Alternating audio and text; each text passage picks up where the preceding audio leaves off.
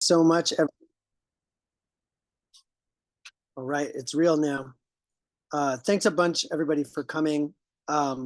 It's an amazing opportunity to have Dr. SIT Tsui joining us tonight from Brazil, also known as Jade Margaret, or Jaji by her Portuguese-speaking friends in Brazil.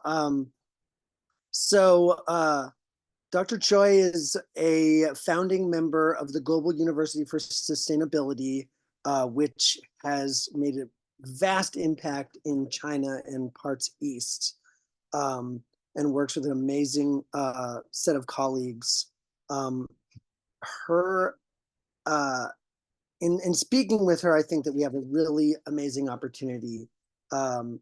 They're working in rural China to try to help. They're working on this initiative that's all about cultural revitalization, a cultural education program, and opportunities for young people to get involved and to be able to bring their agency. I think that's exactly what we're looking for here in Vermont, is how can young people get involved in the agricultural economy with agency and be able to recognize how they have a role and how their work is playing out in their community, and be able to locate themselves in some part of the regenerative workforce. And of course, at the Conservation District, we're focusing on the regenerative agriculture workforce.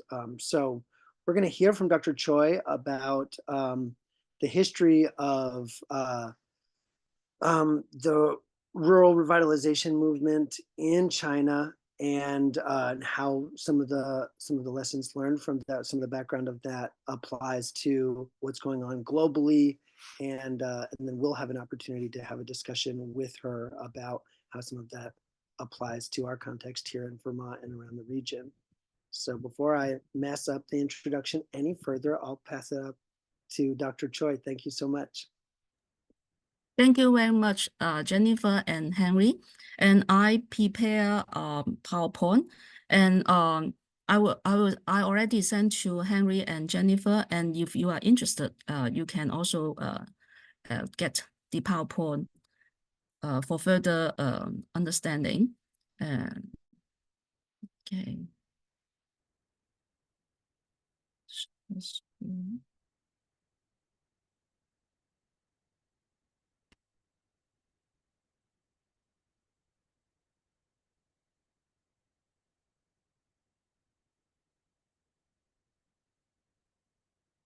And thank you very much for inviting me to talk about the rural regeneration in China.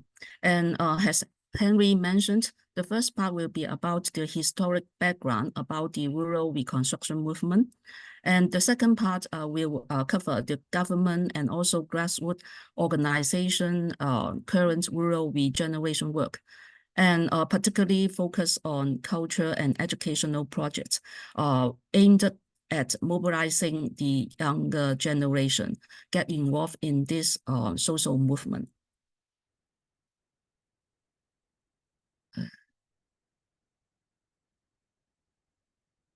And first of all, I would like to explain a little bit more about the nature of Chinese society. For at least 4,000 years, Chinese society actually practiced the small-scale peasant farming and village communities. And political, economic, and social stability depend largely on the majority of peasants having access to land resources. So every dynasty, they are very focused on whether the majority of peasants has the land resources. And we will use the term land redistribution and tax waiving as a principle, whether this dynasty can exist or be overthrown by the rights or the angriest peasants. And at the same time, I would also to mention a brief a little bit about the ancient Chinese philosophy, because there are 9 schools of thought, and particularly Rujia, Daojia. They are the 2 main thought in ancient Chinese philosophy. And one's key, I think one key principle, that means the Confucian theory believe that the real evil is not scarcity, but unequal distribution. So the practice of land redistribution actually is a kind of core of Confucianism. And in terms of how human behavior and how can a harmonious relation with society and with the nature is the principle of Taoism. So it's focused on how the heaven and humans can be united in a harmonious way, and we humans should follow the law of nature. And another main thought is agriculturism. However, this school is quite radical, because they think that rulers should work in the fields with their subjects. That means every person is equal, and they have to work on the field, no matter you are king or queen or the rulers. So this is quite radical, and to a certain extent, sometimes is marginalized by the others school of thought. However, culture, because Chinese has a long history of has a long history of agrarian society. So this school is also very important. However, this school has a very radical element, so to certain is also marginalized in the mainstream. And the other thought is engaged Buddhism. Of course, it comes from India. However, their key concept also how we help the common people. So you understand that in ancient Chinese theology, we also look into the question of equality, particularly the access to land, and also how we relate to the nature. So this is the our legacy. We also raise this question and respond to this question ever and permanent response to this fundamental questions. And the picture show that the Daju rock carvings actually has a mixture. It's a kind of ancient crafting which has great influence by 3 main thought: Buddhism, Confucian, and Taoism. So in Chinese society, actually is a kind of a tolerance to let the different kinds of school exist. And they share the same vision that how human relate to the nature, and how can human society enjoy a peace and also equality. And the movement is named Rural Reconstruction is because for over 150 years, nearly 200, China has pursued industrialization and modernization, and it's caused the rural destruction. So that means the rural reconstruction is his historic background is the rural destruction by the policy of industrialization and modernization in in the 19th century. At that time is a Qing dynasty, the late Qing dynasty, and also Republic of China, and even after 1949. And this is a long history for almost 200 years. China still practice industrialization and modernization, and it's caused the sequence of rural destruction. So this movement were developed as a political project to defend peasant communities and agriculture.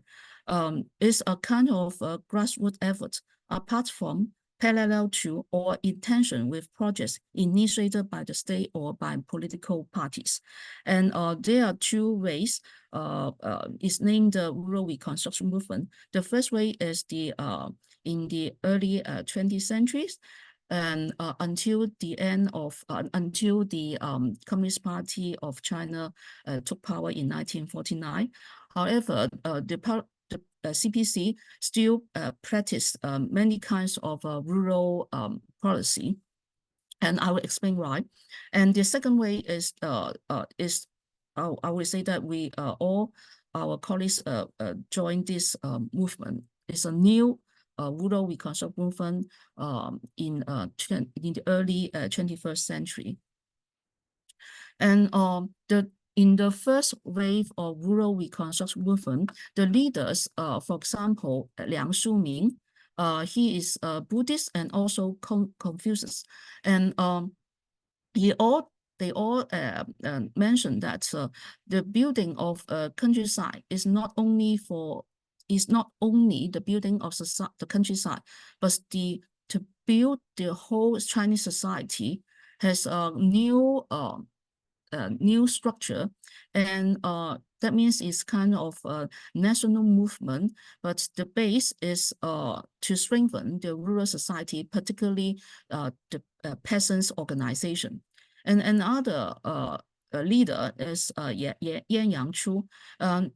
Actually, he is received his education in the United States, and he also a Christian. So you can understand that during that early 20th centuries, at that time, China faced the imperialist invasion and also the policy of the industrialization and modernization, and it caused the rural destruction. At that time, many intellectuals tried to think about what is the way, what's the solution for the majority, that means the rural society, rural communities. So they are all focused on how to organize peasants to strengthen their negotiating power in face of the imperialist invasion and also the statist exploitation.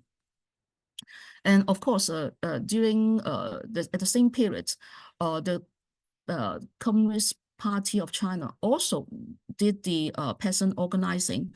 However, the difference is they used the armed struggle.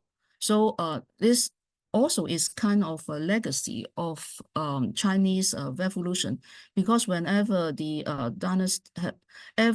new dynasty, the first policy is the land redistribution and tax exemption. So at that time, the Chinese Communist Party used this ancient slogan, "Land to the tillers," and also after they took in power, they practiced the land redistribution. This is the authority of Chinese Communist Party of China. And however, after the 1949, it doesn't mean that the rural regeneration stopped. And the CPC still continues to organize many activities to, for example, literacy campaign and the improvement for science and technology, water irrigation, also the peasant organization for marketing and finance, and also health campaign. So you find that this legacy, that means how we strengthen the agrarian society or rural communities, is so important to every dynasty and also to every ruling regime. And you can see that this is a twin pyramid of stability in contemporary China, because you see the base, that that means the majority, I mean the peasants, they have access to land, and also they have their own house. So, and at the same time, the government invests a lot of money to improve infrastructure in rural societies. So you will find that the base is very comparatively stable. And I was to point out one unique figure of Chinese society nowadays, because China practiced the collective ownership of land. The urban land belongs to the state, and the rural land belongs to a village committee. That means land is not for sale in the market. And even though you buy the apartment in Beijing, Shanghai, or Shenzhen, but however, you only buy that apartment, but not the land. So after this is a contract, it only the residential building only lasts for 50 years. So after that, the state have to intervene and negotiate again about the land ownership. And for the rural land is belongs to village committees. So it's not belong to individual peasants. And you see the renminbi banknote, you find that Mao Zedong is because it symbolized the Communist Party of China's finish or the land revolution. That means it followed the tradition to do the land redistribution. And also China in nature is a big country, but with small peasantry.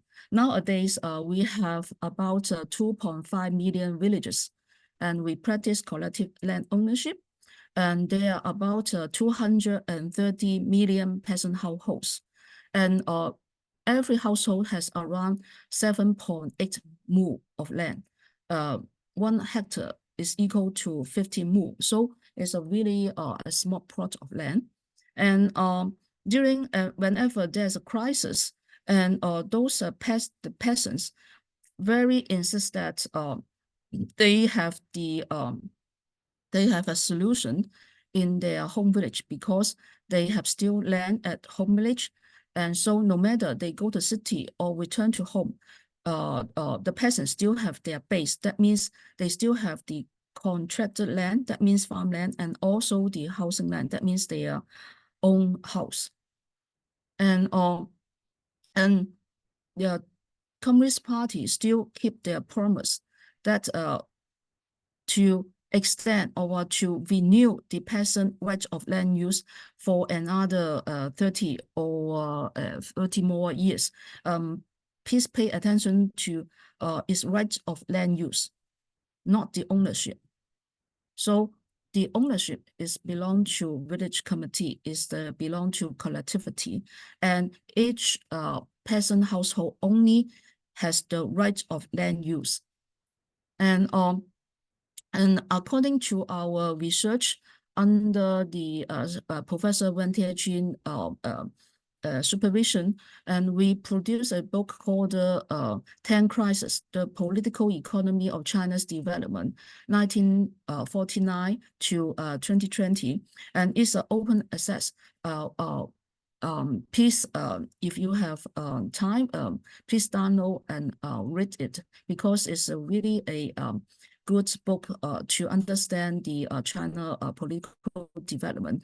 And we look into the history for the history of New China, and for the over 70 years, and rural China is actually the base of China deal with the crisis.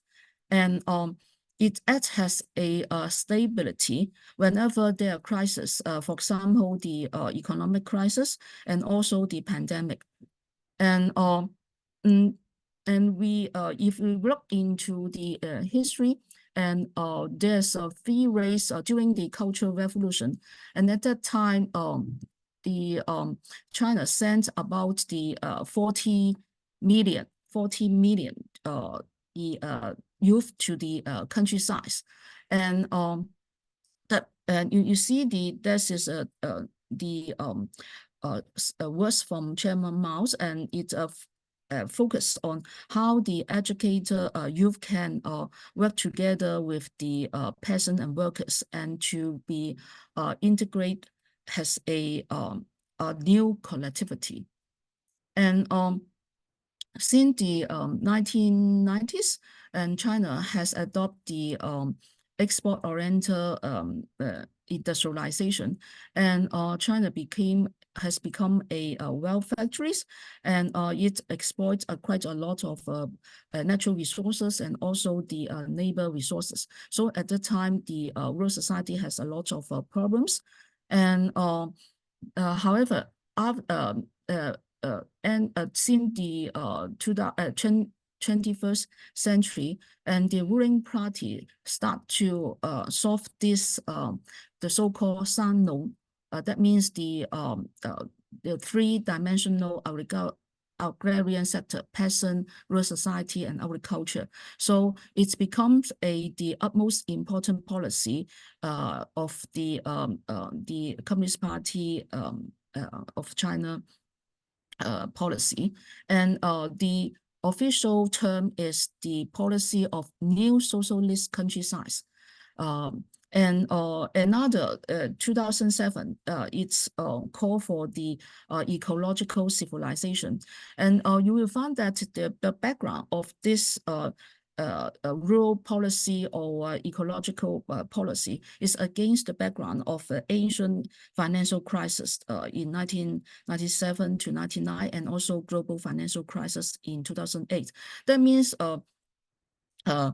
during that period or before the crisis, the China has a policy to tackle the rural problems, and that means the more the government and the grassroots level devote into solve the rural problem, the more China has more force or strength to deal with the crisis. And this is all the for over the 2 decades, the government has promote or to implement the policy, particularly to deal with the rural problem. Of course, the latest policy is named Rural Revitalization. So the backgrounds you see, one is the COVID-19 pandemic, and the other is the US sanctions.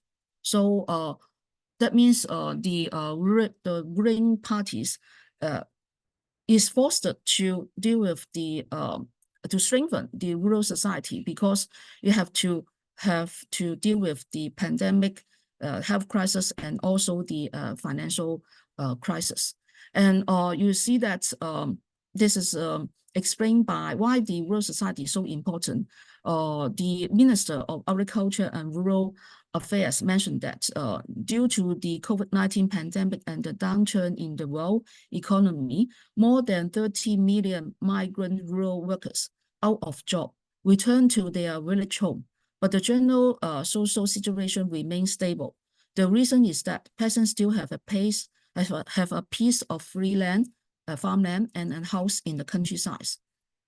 And to deal with the US sanctions, and because the breakdown of the global supply chain and economic downturn, the government has implemented the so-called the internal circulation plus international circulation. But internal circulation implies the domestic economy. That means particularly rural economy. And government invests quite a lot of money, about the US dollar 4.85 trillion into new infrastructure projects such as 5G internet, industrial internet, cloud computing, blockchain, data centers, smart computing centers, and smart transportation. So you now China has a very good network of transportation and also the internet. So even they will use this social media to sell their products, agricultural products, and that means how these communities, rural communities, also enjoys the benefits, same as the citizens in the city. And so why I use the rural regeneration, because no matter the government and also we the grassroots organization also to work together to do the rural regeneration. The official, they will use the new socialist countryside and or the latest, the rural revitalization. However, because we pay respect to our senior, at that time they use the rural reconstruction movement. So we follow their terms. So we use the new rural reconstruction movement. No matter the official or the grassroots, we all think that the rural society is our future. And we start the movement in around 2000 years. And we at that time, from 2004 to 2007, we set up, we innovate a high school into James N. Rural Reconstruction Institute. At that time, we already advocate the agroecology and to do the peasant organization, and particularly the university student organizing. And use from this picture, you saw that you see that we encourage or organize the university student to go to the rural society and to do the farm work, and even spend 1 year to live and work together with the peasant households. And we also organize the help the peasant to organize themselves, and in terms of the production and also the marketing. And we also invite the Indian scientist, Vinod Weiner, to talk about the Kerala people science movement. And so we organized to facilitate this kind of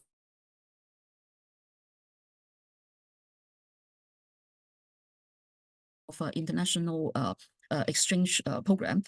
We have organized 11 sub forum on sustainability, but I will let's see if we will talk it later. And so you will find that not only we organize the peasants to involve in the production and marketing, however, we also to organize the elderly to organize themselves, particularly the arts performance and cultural program. And apart from that, we also have the some volunteer groups from architects to build the eco agriculture and the environmental protection buildings. And of course, I will focus, I would particularly mention about this, the creations or for creation of health centers for 312 meridian exercise. This is initiated by a doctor, and he practiced the traditional TCM, traditional Chinese medicines, and he provide the volunteer medical service for the villages, and to mobilize the peasants and the general people to practice 312 meridian exercise. And this later during the pandemic is NISTA has a advice or recommend exercise for health program. And this is some picture about our experiment to build the eco tour and also the eco pig racing buildings. And in 2008, we set up a farm called Little Donkey Farm, and we organized many activities. And for example, we have some the urban fair trade between the urban consumers and also the rural producer. However, we also have program to let the citizen become a weekend farmers. So and also to provide many programs for the families. And we also have organized some internship for those university students and also those the university common project, for example. And the Little Donkey Farm is located in Beijing suburb, and we organize many cultural activities, for example, dragon boat festivals, and those Tai Chi performance, and weekend farmers market. And you see, we try to let the urban, people and also the rural peasant household work together. So and not only the university student, but also the particularly the middle class families. And this is the pamphlet. It shows that we have the internship with Ningnan University or other university. They will have the internship in the Little Donkey Farm for 3 to 6 months. So this activity organized by the young generation. So they will work on the farm, and at the same time they will do the, for example, the networking and how to do the marketing and also do the publication. So and at the same time, as I mentioned before, the government also promote has a policy to promote. We have to train the new peasantry. That means 一懂两爱. That means they have the knowledge of farming, organic farming, and also have 2 kinds of love. That means love your home villages and also love the nature. And another, we also set up another center is called Liang Shuming. As you note, Liang Shuming is the our pioneer, the leader of rural reconstruction movement in the 20th century, and the center is named after Liang Shuming Rural Reconstruction Center. Their program is basically provide the program for the university students to spend 1 year in the peasant household, and also to help the peasant organize the co-op. And every year they also have the national congress of the for the sharings. And the reason we have the campaign is called Loving Home Village Campaigns. And we try to recognize and make those people at the grassroots be visible because they have devoted their time, energy, and money to build their home, to strengthen or to improve their home villages. So this is kind of alliance or the let those people can work together and to find the beauty of their home villages. And now maybe I showed a music produced by the campaign, and you will see from the photos and the video, and you can have a sense of this campaign. And I will put the lyrics in the chat box for your understanding. So, okay.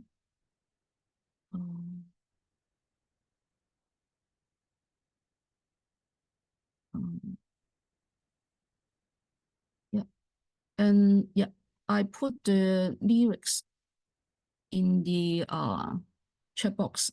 Okay, and you see the link.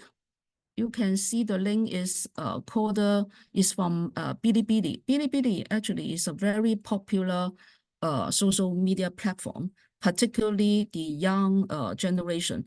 And Professor ran many videos about his lectures, all put on this on this social media platform, and the viewers has over million. And now I will show the song. Yes, let me see.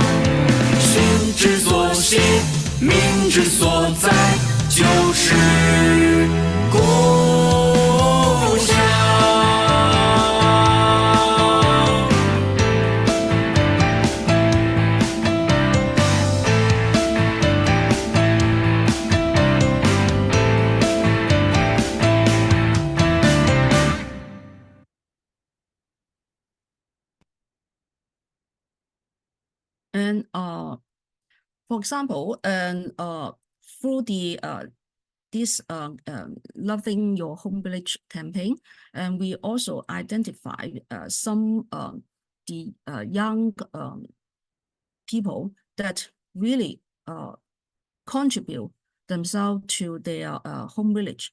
For example, this young man named Yang Zhenxi. He's come from the Dong ethnic group in Guizhou province. So and he not only involved, I mean, has to return to his home village to become a farmer again, but also the most important, he organized the local farmers, particularly those elderly, because many young people all go to the city. However, he returned to his home village and organized the local elderly peasants, organized them into co-op and practice the agroecology, and also to preserve, and also and can you see my PowerPoint? Oh, sorry. Let me see. Not seeing a PowerPoint.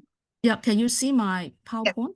Yes. Yeah. So and so the most important is he organized those peasants to preserve the old seeds and practice the agroecology, and also to resume to revitalize the animal, particularly the cattle.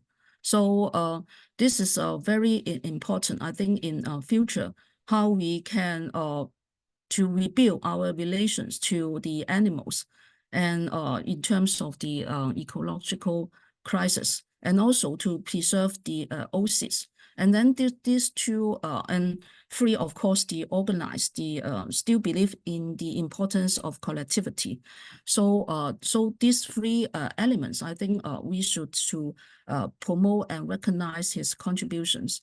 And this is the picture, how beautiful their village is in Guizhou province. And so it's become a model promoted by the local provincial government.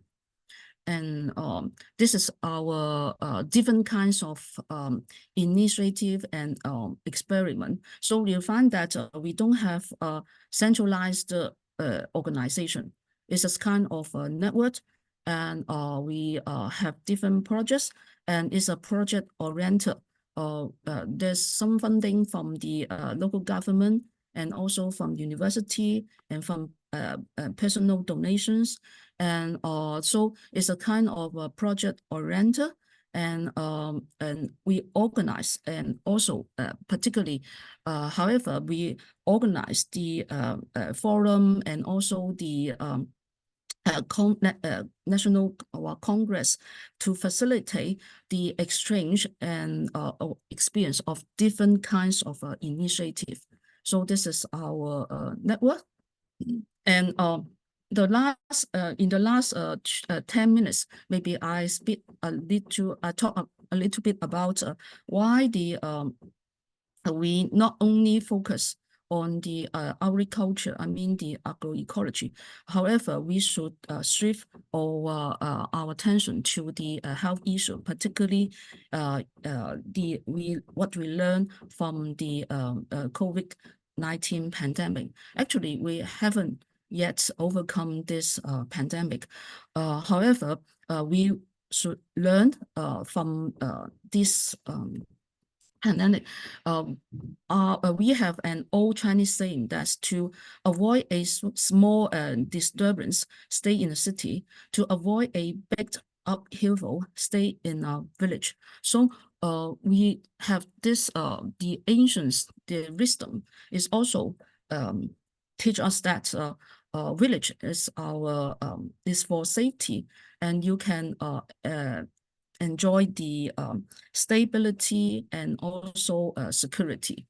And as we all know that the COVID actually is the version 2 of SARS, and why we have a particularly experience because in 2003 the quite a lot of Hong Kong people and Chinese people died in this SARS pandemic, and of course a short period later the SARS disappeared. However, it come back in 2019, and as we all know, it's named as SARS-CoV-2, and now the virus mutate, and we haven't overcome. However, this experience in fighting the COVID-19 let us understanding the ancient wisdom is very important, particularly because we have we understand, or we know that this is also a chance for the revival the traditional Chinese medicine, because TCM save a lot of people in mainland China during the COVID-19 pandemic, and apart from the TCM is a broad sense, is also we practice a lot of the different kinds of methods. For example, the acupuncture, and also the motions, and the exercise, and as I mentioned before, the 3-2-1 meridian exercise, and those for example like silken movement. So we understand that this is we not only we have good and cheap affordable Chinese medicine, but we also have to practice different kinds of exercise to enhance your immune system. And this is particularly important because we know that now the big pharma control the medical system, the global medical system, like the agribusiness control the global food system. So once we challenge the global food system, on the other hand, we also have to challenge the global medical system controlled by the big pharma. And I think one dimension should be how we revival the traditional Chinese medicine, and also to practice how can we enhance our immune system. And the one important point I would like to emphasize is to during this period, and we find that many community initiative to protect themselves, and they will do many voluntary works, and also to provide this TCM for free. So this kind of practice is very important. That means the whenever crisis appear, how communities can tackle this is very important. And so I think we have to cherish this community mobilization very much, not only in the urban, but also in the village. You see, during that period, the village practice lockdown. Why? Because they have autonomy. They have self-sufficiency. For example, in Jiangxi province, we have the women. We work with the local women to set up a women credit union, and during that period, they to mobilize many volunteers to do the home visits, and also to distribute the TCM. And you find that because of the, we also enjoy the benefits of 1949 land revolution, because you see, each peasant household has their own land and also the house, and that means they have certain extent space for social distancing. So this is, and also they have access to land. That means they have access to food. It's quite different from the urban people. They always have the insecurity of food and medicine. And this is the Chinese medicine, very popular to tackle the COVID, 莲花清瘟还有金花清瘟. And why one we have to emphasize the this is the Chinese medicine is cheaper than the priceless medicine, because the difference is almost 300 something. The price the price difference is almost 300 times. So how we can let the general people have the good, effective, and affordable medicine, I think is very important, particularly in face of the coming the next pandemic. And however, when we look in the history of TCM, we will find that the actually TCM is subjugated by Western medicine since the 1929, because at that time there's the audience to abolish the TCM.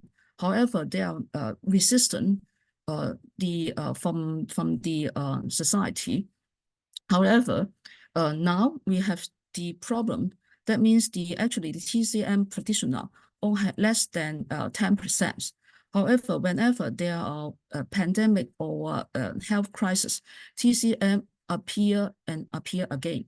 So I think it's our challenging task to revival TCM, and that means at the same time revival the agroecology, and that means revival rural communities. So in my opinion, when we talk about rural regeneration, there's two dimensions. One, to revival the small peasantry and rural communities, which takes food security and also the health security in local people hands. And because I think we all know that the big farm has earned a huge of profit from the pandemic. So how can we get back our control over health sovereignty, and also of course food sovereignty? I think we have to shift our attention to the traditional medicine again. And the final concluding remarks is that there are always local initiatives showing possibility for the collective use of resources and people voluntary participation in social life. They result from people's efforts to find solution to problem created by the imposition of directives and organization from above, according to objectives of modernization in competition with the West. And so how to mitigate the harmful effects of globalization with capital flow and labor migration? We must return to localization, recommunalization, and re-ruralization. The alternative paths goes for small peasantry, ecological agriculture, self-sufficiency, and community regeneration. Thank you very much.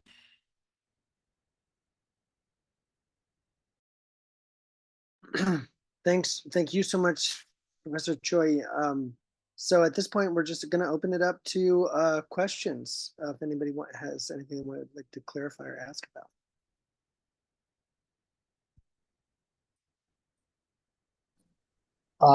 Hello, I have one question, a little bit. Thank you for your work, by the way, and all that. One of the challenges I had noticed, and me being, here in Vermont, I'm knowledgeable, but definitely not an expert, and I make mistakes just like everyone else. But I'm wondering if there's such a thing as using smaller words. It's like revitalization. I think if you were in grade school, that would be a big word. And from my own personal experience, I like to use littler words, and I like how you use the words peasants. I once used the words peasants, and folks didn't much like that word. But if you think about it worldwide, it's a common word, and Buster, there's a lot of Buster, you got a peasants here in question? Vermont. Well, my question is, how can we use smaller words to get a bigger audience involved if you're undereducated and poor? Does that make sense? Sure. It'd be like that big word and making it smaller. We'll give Dr. Choi an opportunity to answer. Thanks, Buster. Yeah. Okay. You mean the peasant is a big word, right? No, I like the word peasant. That is a good word. But revitalization is a big word. Agriculturalism is a big word. I think farming is a smaller word, and revitalization, it might be a different word if it was a smaller word. I think what Buster's getting at is the challenge that we face in the agroecology community, trying to translate some of the academic studies and some of the work of that community that has a more academic communication into a more accessible language for a broader audience. Mm-hmm. But I mean, because I provide the examples, right? Experience come from the mainland China, and in Chinese, I mean mainland Chinese context, 农民, that means this involved in the agriculture and also the farming. So I mean to our people, this is not a it's a common work, and we all know that. So and of course in maybe in the United States is different. So so how I use the word, I think, is based in the historical context.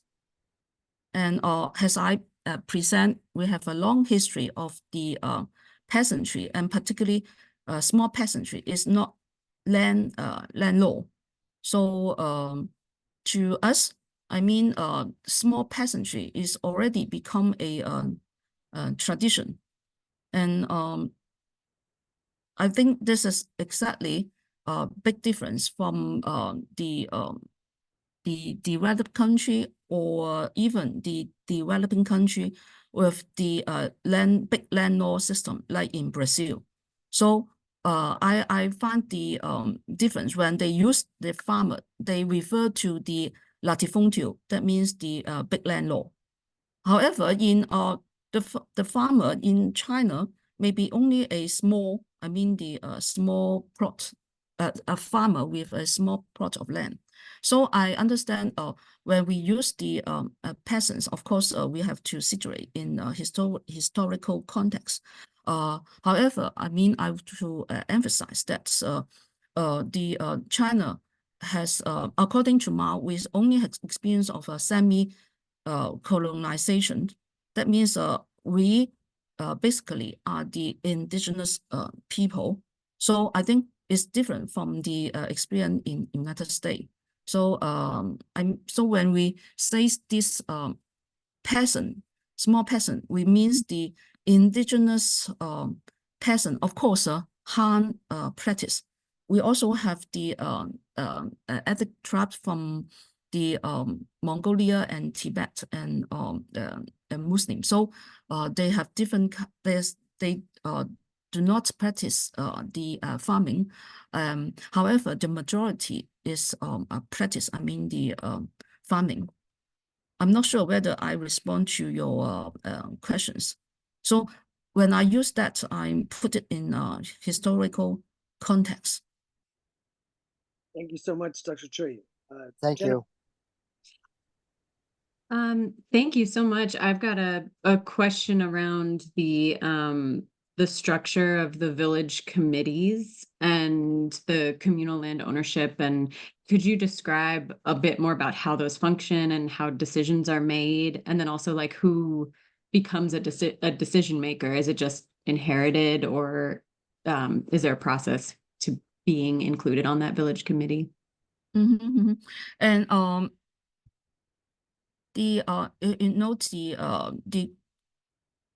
there are almost 900 million of Chinese community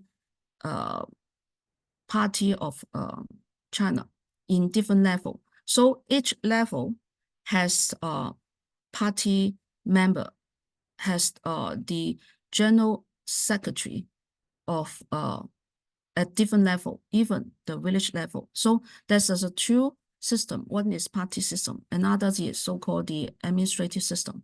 So the leader is mainly the Communist Party member, and the other leader is the village head. So this is two systems at different level, and that's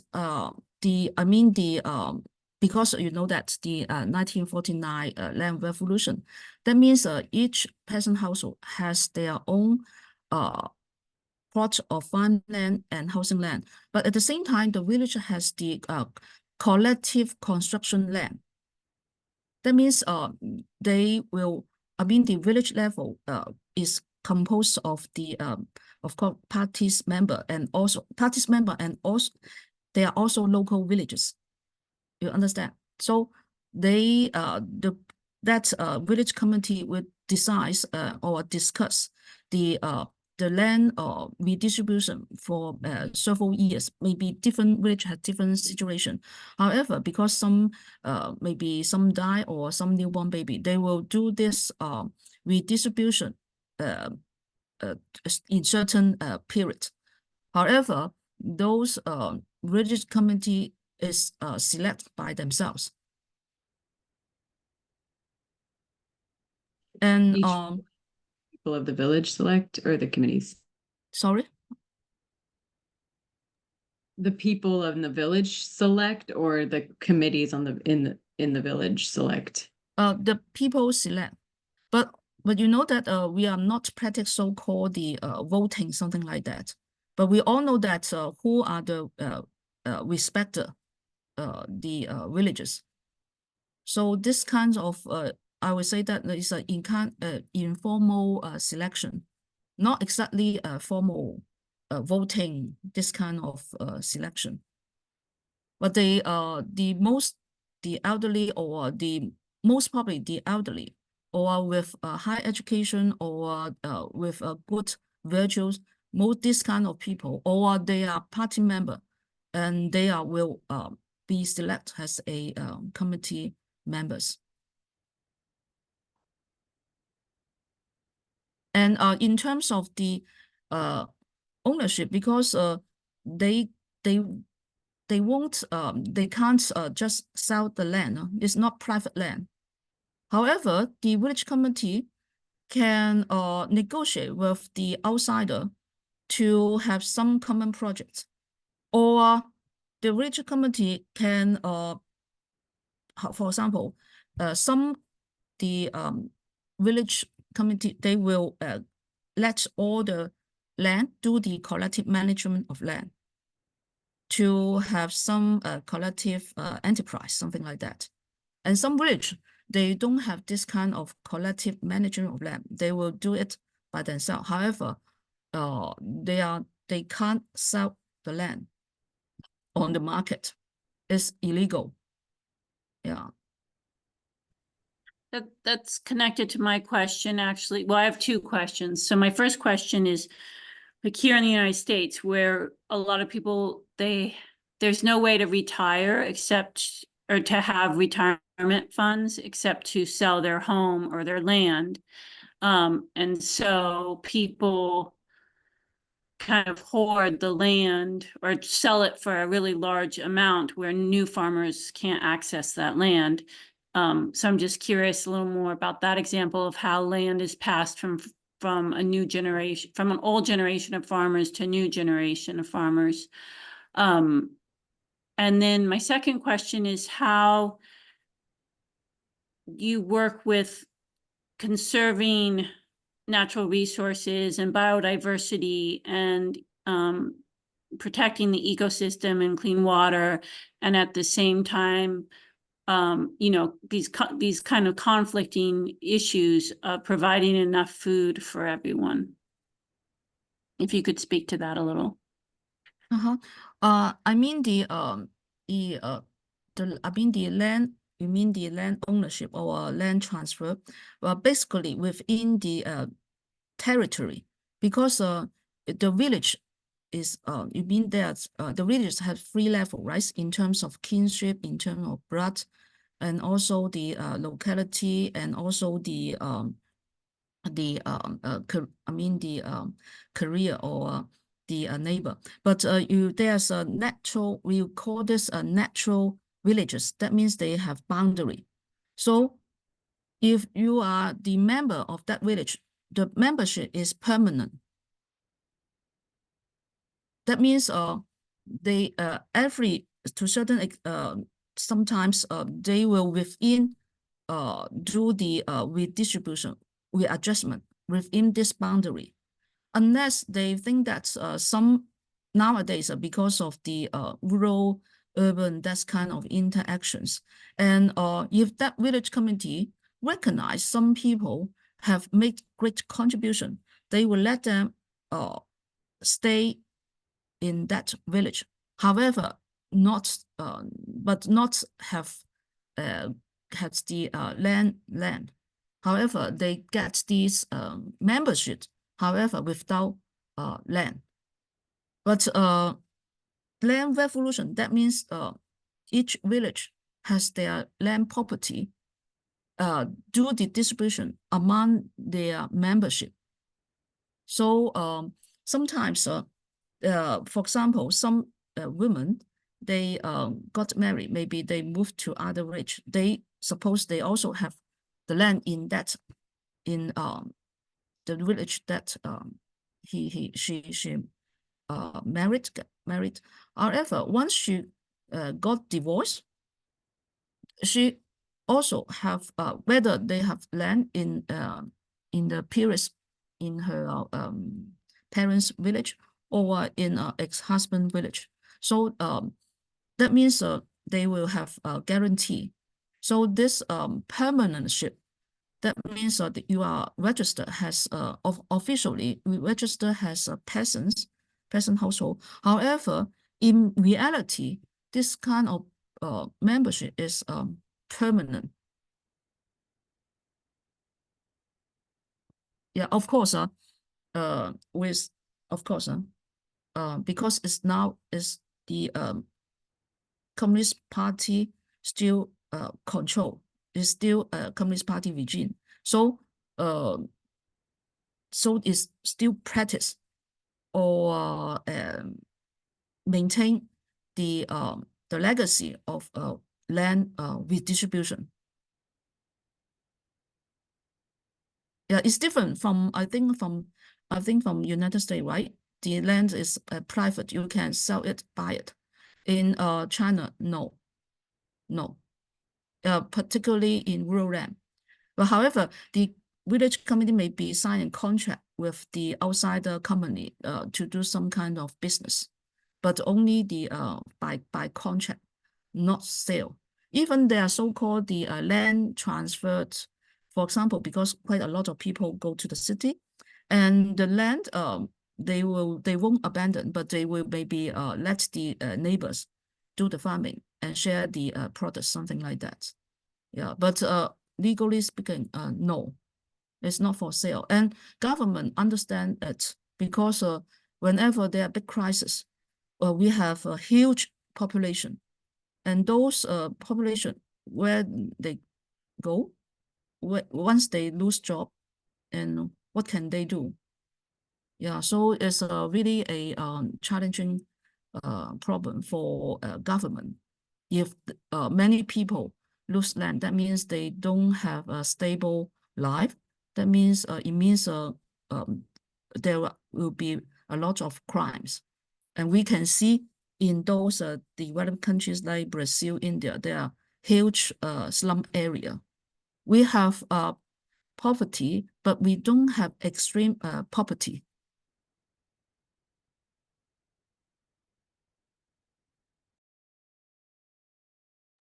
Thank you for that. And my second question was about how the villages are working to preserve natural resources and prevent pollution, erosion, and protect biodiversity and ecosystems, but also grow in food. And China has a high self-sufficiency of rice and wheat. We have almost above 85%. Previously, maybe 90%. However, in terms of soybean, no, we import from United States, Brazil, Argentina. However, in terms of rice and wheat, we don't need to import. Yeah, we have our own rice production and wheat production. So it's very important, particularly for the majority. You will see that many problems about the food in developing country, because they still practice colonial practice, monoculture, like Brazil, or the some, for example, they rely on the raw export raw materials, and practice monoculture, only grow the cash crop like coffee and sugar, or sugar cane, and or the cattle raising, something like that. So so this is how can we have self-sufficiency? That means the land is for food grain production for the general people. And I think in China, we still practice this kind of self-sufficiency. For example, the recent case, however, in the mainstream, there are many people still imagine large-scale modernized agriculture is the best. So some government officer practice, for example, they want to limit the corn production in Guizhou province. They think that they prefer, for example, they promote to grow those cash crop like the fruit or flowers instead of corn production. However, many peasants refuse. They don't want to grow this kind of cash crop. And for first, corn for the food, for the grain. On the other hand, they can feed the animal with corn. That means they don't need to buy corn from outside. They don't need to import. They don't need the corn to import. So and you find that the small peasant still have this we can say that it's a wisdom. So once you have a land, don't think about to plant cash crop, you get money and then we buy food. No, the small peasantry the wisdom is first you grow your own food first.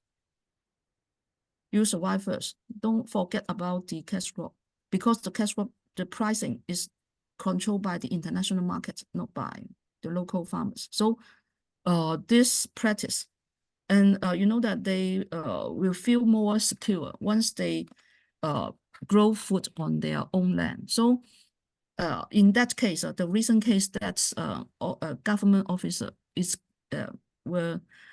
sent to jail because of corruption, but during his period, I mean his period, he indeed force a peasant to grow cash crop, but it failed. That means the resilience from the local resilience of small peasantry is still very strong. Yeah. There's a lot of interest in our district about trying to get different kinds of financial structures going. And you had mentioned having a women's lending co-op. How does that work? Does the credit, you said a women's like credit union? Does that credit union have to have a license? And how did you guys get the financing? Is it like a lending? How does it work? And the government has many policy for rural. So for example, Professor Wen, he was the independent board member of the Agricultural Bank of China, and based on his experience in the ABC, I mean that Agricultural Bank of China, they will reserve funding, particularly for the peasants. So this is kind of central government policy. However, how this the policy put into practice is largely depends on the village community, the strategy. The more they join together, and they has ability to apply for those funding.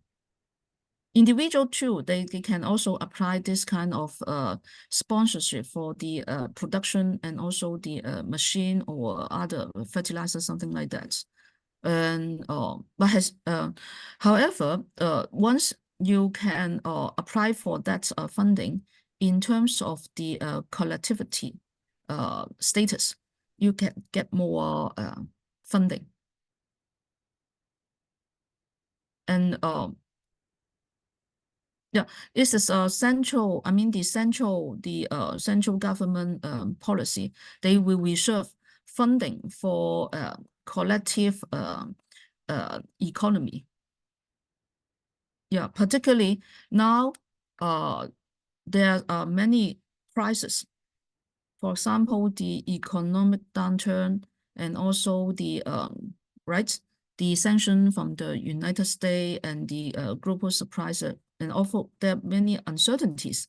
So based on their experience, the government have to protect rural society, because now we have around 200 million peasant workers, 200 million peasant workers in the city.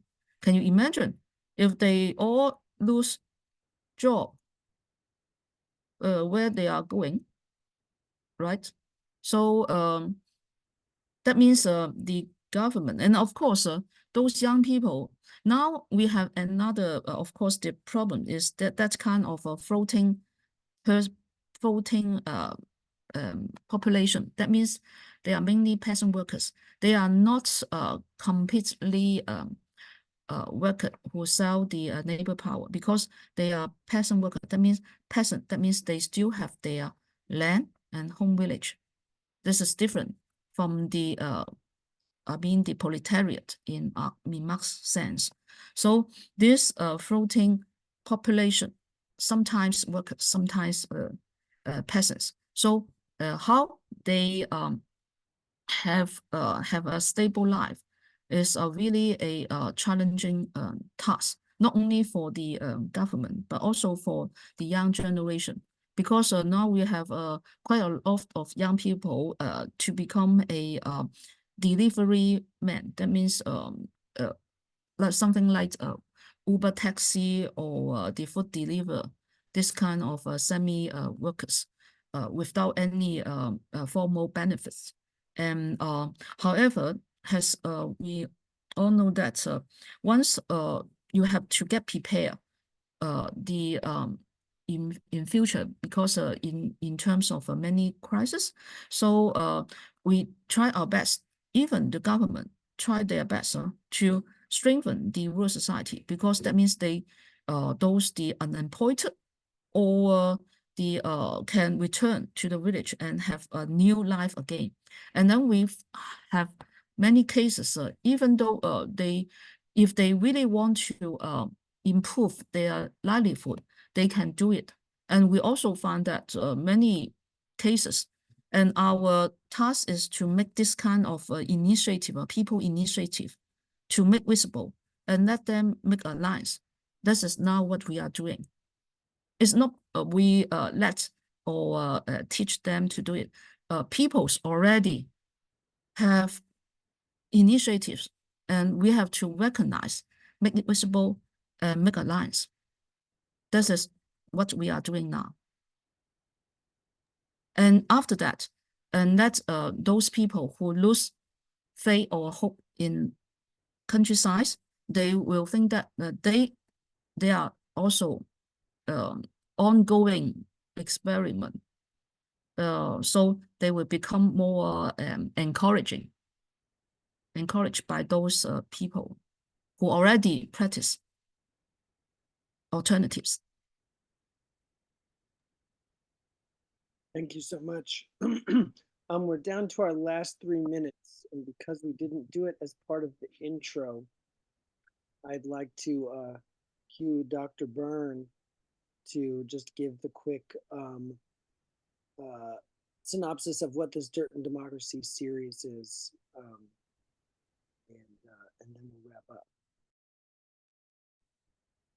Certainly. Thank you. Well, this is, I think, episode 6 of our summer series, Dirt and Democracy. And really, we started by exploring some of our local structures. I'm with the local conservation district, which is essentially a watershed government governed by the local residents of an area. We're joined by several staff members and even a board member who's a local resident who's elected by all the residents of our watershed. And essentially, yes, this series, we've been wanting to dig into different types of organizing, different types of governance structures and democratic processes, and learn even internationally. So this is our first voyage internationally with our speakers. And we're looking forward to speaking to folks from India and Nepal coming up soon. And so, Henry, do you have anything else from our typical intro that you want to share? Nope, just that this series is designed to empower a farmer social movement centering food sovereignty and agroecology, and we're bringing in folks to speak on many different aspects of that. So it's really great to have all of you join us. Dr. Tsui, would you like to say anything in closing? I think we share the same vision, right? To make those grassroots organizing in different areas, regions, and in the world be visible, and we can join together and work together for a better world. So thank you very much. Thank you so much. Thank you so Thank much. you. Thank you. Professor Tsui, are you going to go to the